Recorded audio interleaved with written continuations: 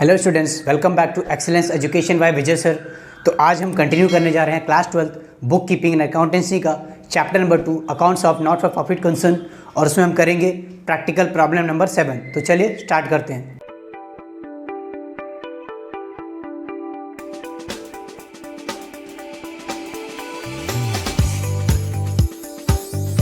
पे आपको 7th question दिया गया है। From the following transactions of रसीद से payment account of Pavan Putra Hanuman Vyayamshala Parbhani and the adjustments given you are required to prepare income and expenditure account and balance sheet as on 31 March 2019। तो हमें इस क्वेश्चन में इनकम एंड एक्सपेंडिचर अकाउंट और balance sheet दोनों ही prepare करना है। हमें यहाँ पे रसीद से पेमेंट अकाउंट दिया गया है for the year ending 31 March 2019। Okay, 31 March 2019 दिया गया हमें। ओके, तो इसके हिसाब से जो हमारा करंट ईयर होगा वो क्या होगा? हमारा करंट ईयर यहाँ पे हो जाएगा 2018-19। ओके, अब यहाँ पे आप लोग नोट डाउन कर लीजिए कि हमें यहाँ पे एडजस्टमेंट कौन कौन सी चीज़ों के लिए दिया गया है। तो सबसे पहले आपको एडजस्टमेंट दिया गया है सब्सक्रिप्शन के लिए, सेकेंड आपका सैलरी के लिए है, आउटस्टैंडिंग सैलरी। देन आपको यहाँ पे एसेट्स दिया गया है, आपको डेप्रिसिएशन दिया गया है बिल्डिंग और फर्नीचर के ऊपर। देन आपको 50% एंट्रेंस फीस को कैपिटलाइज करना है। ओके, यहाँ पे आपको interest on investment eight 5% accrued for 6 months दिया गया है, और कैपिटल फंड आपको दिया गया है 70,000। तो हम एक एक करके एडजस्टमेंट को सॉल्व करेंगे और मैं आपको एक्सप्लेन करूँगा कि हमें एडजस्टमेंट को कैसे करना है। तो चलिए स्टार्ट करते हैं। यहाँ पे हमें दिया गया है सैलरीज, तो यहाँ हम लिखेंगे सैलरी हमारे लिए क्या है? एक्सपेंस है। ओके, तो यहाँ से स्टार्ट करेंगे हम सैलरी दे रहे हैं तो सैलरी हमारे लिए एक्सपेंडिचर है, तो 2 सैलरीज लिखेंगे।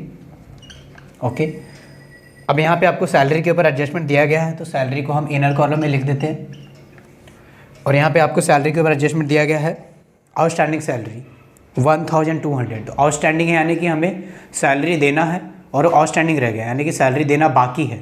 ओके, तो बाकी है तो हमें क्या करना पड़ेगा?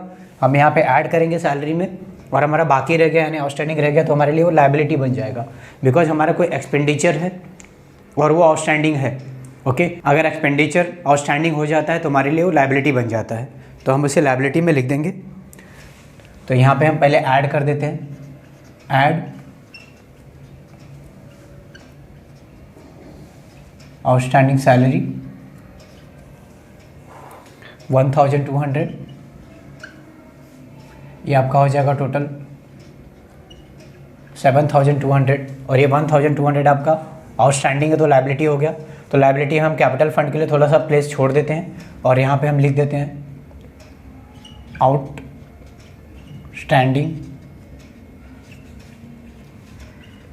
सैलरी, आउटर कॉलम में डायरेक्टली 1200। नेक्स्ट आपको दिया गया है बाय एंटरटेनमेंट एक्सपेंसेस, तो यहाँ पे हम लिखेंगे 2 एंटरटेनमेंट एक्सपेंसेस। यहाँ पे इसके लिए कोई एडजस्टमेंट नहीं है यहाँ पे, तो हम इसे डायरेक्टली आउटर कॉलम में लिख देंगे 2480। नेक्स्ट है हमारा बाय सन्ड्री एक्सपेंसेस, तो ये आपका हो गया 2 सन्ड्री एक्सपेंसेस। कोई एडजस्टमेंट नहीं है यहाँ पे आपको सन्ड्री एक्सपेंसेस के लिए, तो डायरेक्टली आउटर कॉलम में bye electricity charges 2 electricity charges हमारे लिए एक्सपेंडिचर है, यहाँ पे कोई एडजस्टमेंट नहीं है इसके लिए, तो इसे डायरेक्टली आउटर कॉलम में लिख देते हैं। Bye rent 2 rent directly outer column में, बिकॉज कोई भी एडजस्टमेंट नहीं है यहाँ पे रेंट के लिए भी। ओके,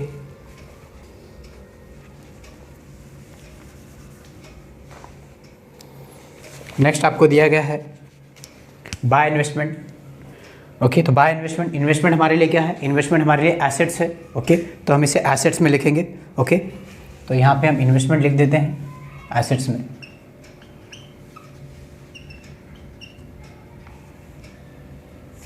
$15,000, और यहाँ पे आपको इन्वेस्टमेंट के ऊपर एडजस्टमेंट दिया गया है, तो इन्वेस्टमेंट के अमाउंट को हम इनर कॉलम में लिख देते हैं, और एडजस्टमेंट के लिए स्पेस छोड़ देंगे हम यहाँ पे। अब नेक्स्ट है आपको प्रिंटिंग और स्टेशनरी, तो यहाँ पे हो जाएगा आपका 2 printing and stationery. Printing stationery 800 दिया गया है। ओके, यहाँ पे कोई एडजस्टमेंट नहीं है, डायरेक्टली आउटर कॉलम में लिख देते हैं।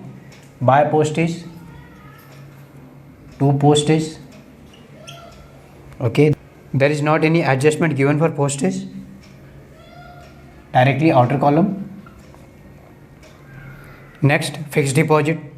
तो what is fix deposit? Fix deposit हमारे लिए एसेट्स है वो, तो हम यहाँ पे फिक्स डिपॉजिट लिख देते हैं। यहाँ पे इन्वेस्टमेंट के लिए थोड़ा सा प्लेस छोड़ देंगे, एडजस्टमेंट के लिए, और फिक्स्ड डिपॉजिट लिख देते हैं।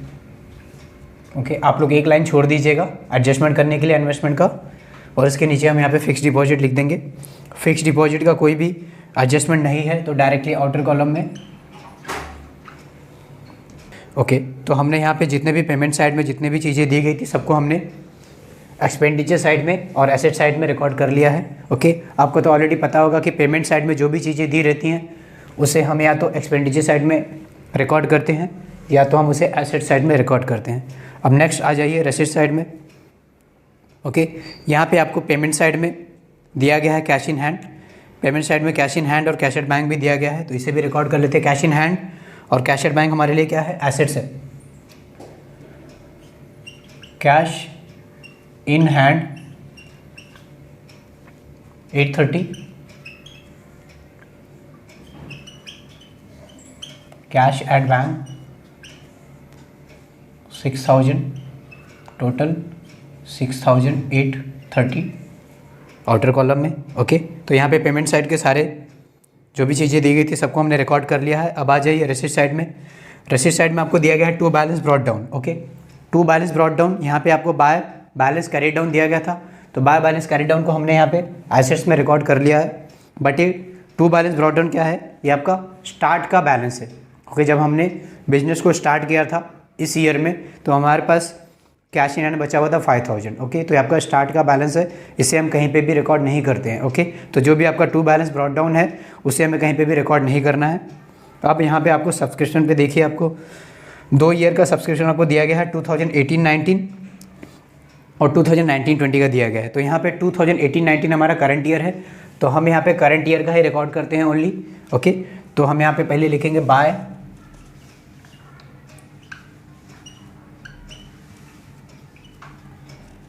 सब्सक्रिप्शन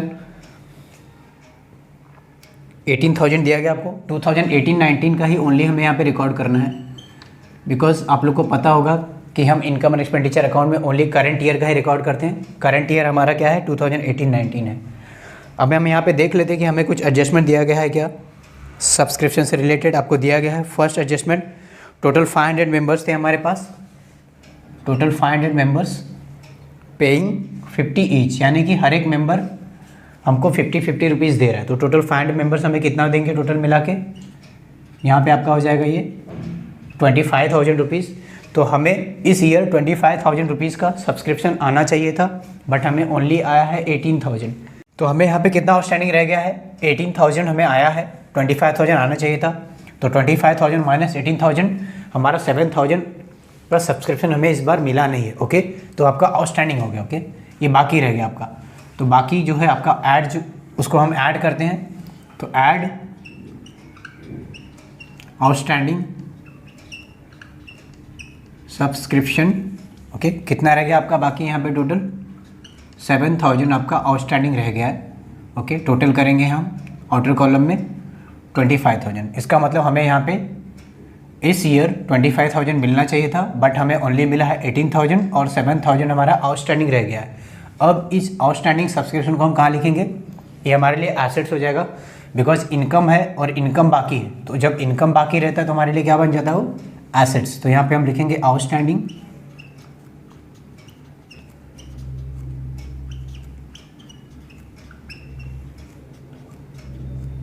सब्सक्रिप्शन, टोटल आपका 7,000 है। ओके, अब आपको यहाँ पे 2019-20 का जो अमाउंट दिया गया है 410। ओके, तो ये हमारा 2019-20 नेक्स्ट ईयर है। ओके, और नेक्स्ट ईयर का पैसा हमें इस ईयर में ऑलरेडी मिल चुका है। ओके, नेक्स्ट ईयर का अमाउंट हमें ऑलरेडी इस ईयर में मिल चुका है। तो हमारे लिए क्या हो गया? ये हमारे लिए लायबिलिटी हो गया। एडवांस में हमें कोई इनकम मिल गया है। ओके, सब्सक्रिप्शन हमारा इनकम है और हमें एडवांस में नेक्स्ट ईयर का इस ईयर मिल चुका है, तो हमारे लिए वो लायबिलिटी हो जाएगा। तो हम डायरेक्टली इसे एडवांस सब्सक्रिप्शन लिख देंगे लायबिलिटी में।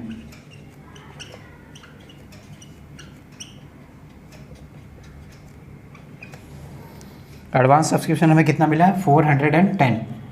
ओके, नेक्स्ट ईयर का सब्सक्रिप्शन हमें ऑलरेडी एडवांस में इस ईयर ही मिल चुका है।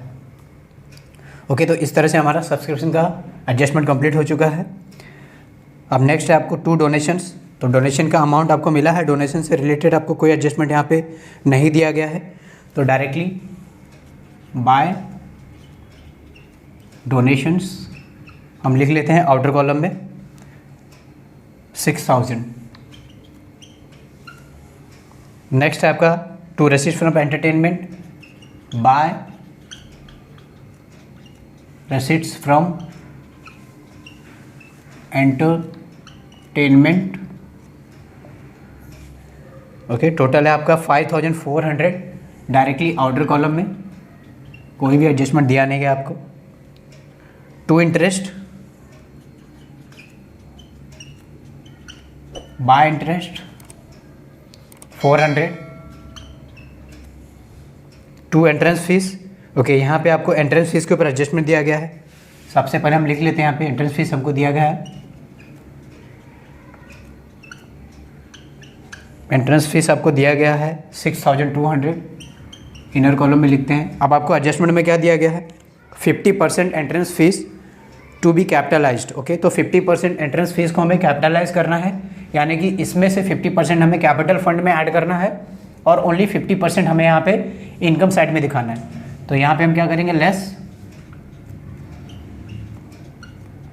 कैपिटलाइज्ड 50%, यानी कि half of the amount capitalise हो गया है। तो 6200 का हाफ हो गया 3100, और आउटर कॉलम में आपका आ जाएगा माइनस करके 3100। अब ये 3100 कैपिटलाइज होना है, इसका मतलब क्या है, इसे हमें कैपिटल फंड में ऐड करना है। तो यहाँ पे हमारा कैपिटल फंड है, उसके नीचे हम यहाँ पे सरप्लस या डेफिसिट को एडजस्ट करेंगे।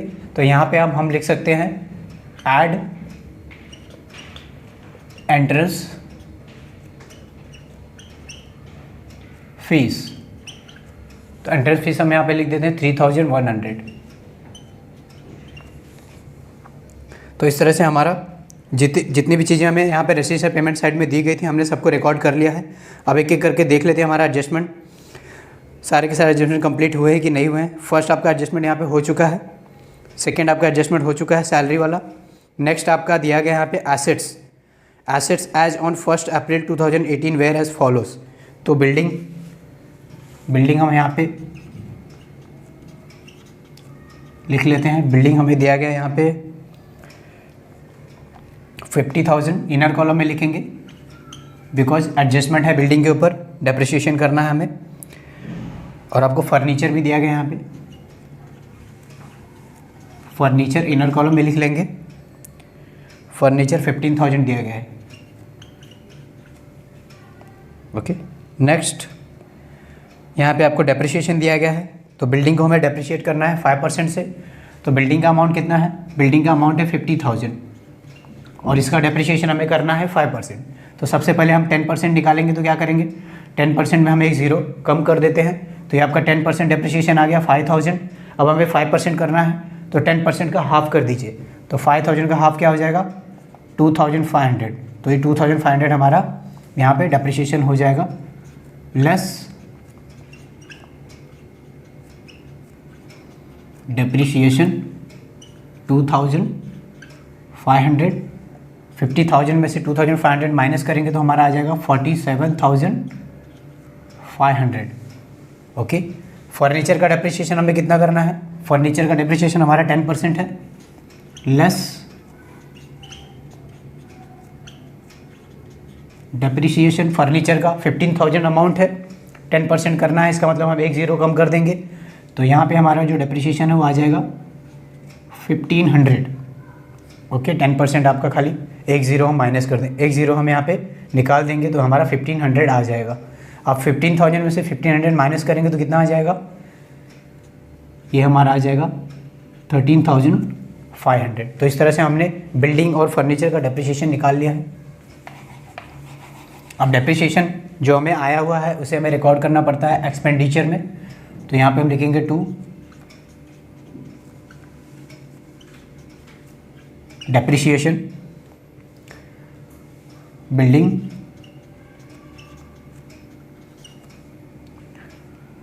$2,500, फर्नीचर 1,500, टोटल 4,000। तो इस तरह से हमने एडजस्टमेंट, फोर्थ एडजस्टमेंट भी कंप्लीट कर लिया है। फिफ्थ एडजस्टमेंट हमारा ऑलरेडी हो चुका है। 50% entrance fees to be capitalised, interest on investment at the rate of 5%, accrued for 6 months. तो यहाँ पे हमारा जो इन्वेस्टमेंट है, इन्वेस्टमेंट हमें दिया गया है 15,000। अब इस 15,000 में हमें 5% का इंटरेस्ट निकालना है। ओके, 5%, 5/100, और ये हमें निकालना है ओनली 6 मंथ्स के लिए। तो 6/12। तो यहाँ पे हम कैलकुलेट करेंगे हमारा कितना अमाउंट आ रहा है। तो यहाँ पे 0 से 0 को कट कर दीजिए पहले। 6 1 जा 6 2 12। यहाँ पे आपका आ जाएगा 75। ओके, और 75 से हम 5 का मल्टीप्लाई कर देंगे, 375। तो हमारा जो आउटस्टैंडिंग इंटरेस्ट ऑन इन्वेस्टमेंट है वो हमारा आ जाता है 375। तो आउटस्टैंडिंग क्या करेंगे, हम ऐड करेंगे, ऐड आउटस्टैंडिंग इंटरेस्ट हमें बाकी है मिलना, तो उसे हम इन्वेस्टमेंट पे ऐड करते हैं। तो ये हो जाएगा आपका 375, टोटल हो गया आपका 15,375। ओके, अब इस आउटस्टैंडिंग इंटरेस्ट को हम कहाँ लिखेंगे, इंटरेस्ट हमें मिलने वाला है, बिकॉज इन्वेस्टमेंट पे हमें इंटरेस्ट मिलता है, हमारे लिए इनकम है वो, तो हम उसे इनकम साइड में रिकॉर्ड करेंगे बाय इंटरेस्ट ऑन इन्वेस्टमेंट 375। यहाँ पे आपको कैपिटल फंड दिया गया है 70,000। कैपिटल फंड हम ऊपर लिखते हैं लायबिलिटी में, तो यहाँ पे हम लिख देंगे कैपिटल फंड। आपको स्टार्ट में लिखना पड़ता है बैलेंस शीट में कैपिटल फंड। तो कैपिटल फंड हमें एडजस्टमेंट में दिया गया है 70,000।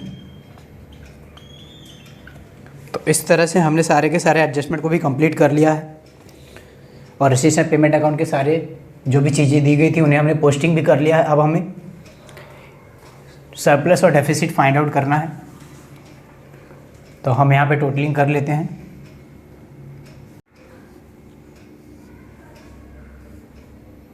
सबसे पहले हम यहाँ पे इनकम साइड का टोटलिंग कर लेते हैं। 25,000, 6,000,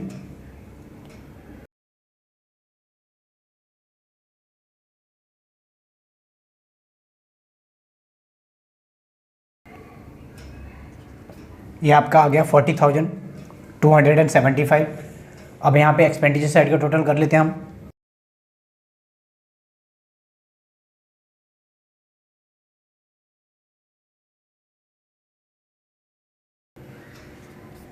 ये आपका आ गया 20,880। तो हमारा टोटल यहाँ पे 40,275 आया है इनकम साइड का, जो कि यहाँ पे एक्सपेंडिचर से ज़्यादा आया है। एक्सपेंडिचर का हमारा टोटल अमाउंट आया है 2880। तो यहाँ पे आपका 4275 ज़्यादा है, तो हम इसे दोनों साइड में लिख लेते हैं 4275। इसका मतलब क्या है, इनकम साइड ज़्यादा है, इसका मतलब क्या है, हमें यहाँ पे सरप्लस आया हुआ है। ओके, कितना सरप्लस आया हुआ है फाइंड आउट करते हैं। 4275 में से माइनस कर देंगे हम 2880, 19,395 हमारा यहाँ पे सरप्लस आ चुका है।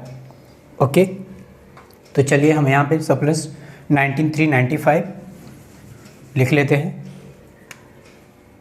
To surplus 19,395। ओके, सरप्लस को हम क्या लिखते हैं, excess of income over expenditure. मतलब एक्सेस ऑफ इनकम का ज़्यादा होना ओवर एक्सपेंडिचर पे। तो यहाँ पे इनकम ज़्यादा हो गया हमारा, तो यहाँ पे हम लिखेंगे excess of income over expenditure. अब हमारा सरप्लस आया हुआ है, तो सरप्लस हम क्या करते हैं, सरप्लस हम कैपिटल फंड में ऐड करते हैं। तो यहाँ पे हम ऐड करेंगे, add surplus, total surplus add करते हैं 19,395 ओके, और इसे भी हमें ऐड करना है 3,100, तो इनका सबका टोटल करते हैं हम यहाँ पे कितना आ जाएगा 3,100, यह आ गया आपका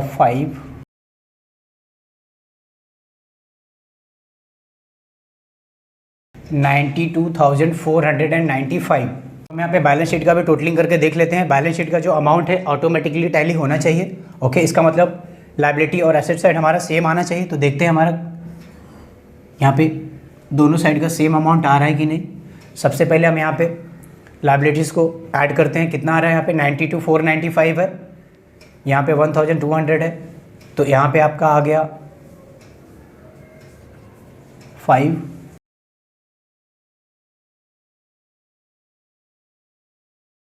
94,105 आ गया आपका लायबिलिटी साइड ओके। अब हम यहाँ पे एसेट साइड का टोटलिंग करके देख लेते हैं कि हमारा 94,105 आ रहा है कि नहीं आ रहा है। तो यहाँ पे आपका